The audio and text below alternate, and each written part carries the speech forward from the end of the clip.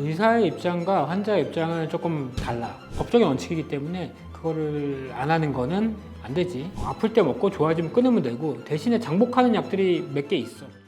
환자분들이 진료실 나오면서 그때 그거 물어볼 걸 하는 경우가 있더라고요. 혹시 진료를 잘 보려면은 뭐 준비해두면 좋은 게 있을까요? 이제 젊은 분들은 잘 그래도 하시는데, 연세 드신 분들은 자기가 아픈 거를 정확히 표현 못하는 분들이 많아. 어디가 정확히 아픈지 그거를 처음에 전달해 주는 게 첫 번째인 것 같고, 그러니까 어디 부분이 꼭 집어서 아프다, 그리고 언제 아프다, 그리고 어떨 때 심해진다, 이런 정보들은 진단을 내리기에 좀 유용한 정보들이지. 그리고 내가 궁금한 것들을 조금 적어왔으면 좋겠어. 의사를 처음 봤을 때 바빠 보이기도 하고, 진료실 보면 이제 처음 만났으니까 잘 못 물어보신 분들도 있는데, 그런 분들 이제 나가서 좀 후회하시니까 자기가 꼭 궁금한 것들은 이런 게 궁금하다 이렇게 물어보면 진료하는데 참 도움되고, 설명해주기 좋고, 환자도 궁금한 게 해소돼서 좋고. 그래서 아픈 데를 정확히 찝어주고, 그리고 언제부터 아팠는지, 어떨 때 더 심해지는지, 그리고 궁금한 것들은 꼭 적어서 물어보자. 이게 서로 좋은 것 같아, 환자 의사 둘 다.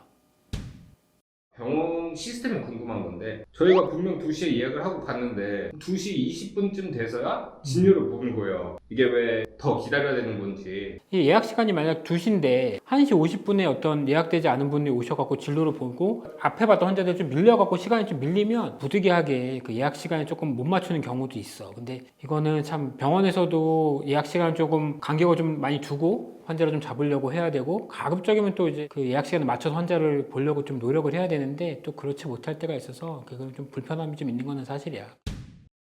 이제 만성 질환 환자분들 있잖아요. 항상 먹는 약이 있는데 약만 타러 왔는데 왜 의사 선생님을 봐야 되냐 이런 경우도 있더라고요. 근데 그거는 보는 게 원칙이고, 대면해서 어떤 약을 써야 되는지 물어보고 이제 처방하는 게 맞고, 예전에 탔던 약들을 그냥 의사 안 보고 처방해달라고 달라고 하시는 분들이 있는데, 그것도 대면을 해서 처방하는 게 원칙이야. 법적인 원칙이기 때문에 그거를 안 하는 거는 안 되지. 꼭 의사를 보고 처방을 받는 게 맞아.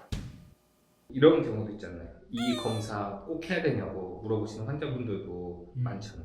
그렇지. 근데 의사의 입장과 환자의 입장은 조금 달라. 의사는 아무래도 방어적인 진료를 하고 싶어 해. 어떤 환자가 왔는데 어떤 엑스레이를 찍어 봤는데 이게 좀 긴가민가 해. 엑스레이로 모든 게 다 보이시면 좋겠지만 보이지 않는 경우도 있고, 그런데 엑스레이가 괜찮은데 또 계속 아파. 근데 이 정밀 검사를 안 하고 시간이 지났는데 놓치는 경우가 있잖아. 근데 그 놓치면 그 책임이 사실 의사한테 많이 생기는 거잖아. 그래서 의사들은 어떻게 보면은 검사를 많이 해서 어떤 것들 놓치지 않게 방어적인 이제 스탠스를 취하는 거고, 근데 환자 입장은 또 다른 게, 불필요한 검사를 하고 싶지 않지. 엑스레이 찍어도 괜찮은데 굳이 뭐 더 이상의 검사를 하고 싶어 하지 않잖아. 비용도 발생하는 거고. 그래서 이 입장이 좀 다르기 때문에 그 사이에 적정 값을 잘 맞추는 게 중요한 것 같아. 의사도 그렇고 환자도 그렇고. 그래서 처음에는 선별 검사라고 해서 엑스레이 찍어서 있는지 없는지를 판단을 하지만, 이게 지속적으로 아프면 정밀 검사를 해보는 게 좋아. 그래서 이제 처음에 이제 문진할 때 그런 걸 물어보시는 거죠. 물어보는 거지. 그래서 이게 아픈 지가 오래됐다라고 하면 뭔가 문제가 더 있겠구나라고 생각을 하고, 근데 뭐 며칠 전에 다리 살짝 삐어서 아프다, 엑스레이 큰 이상 없으면 그냥 약 먹고 물리치료하고 좀 지내볼 수도 있는 거지. 보통 2, 3주 지나면 좋아질 거라고 예상이 되니까.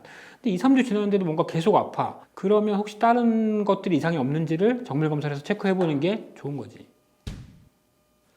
그리고 이제 의사 선생님들이 약을 처방해 주시잖아요. 이거를 꼭 먹어야 되나요?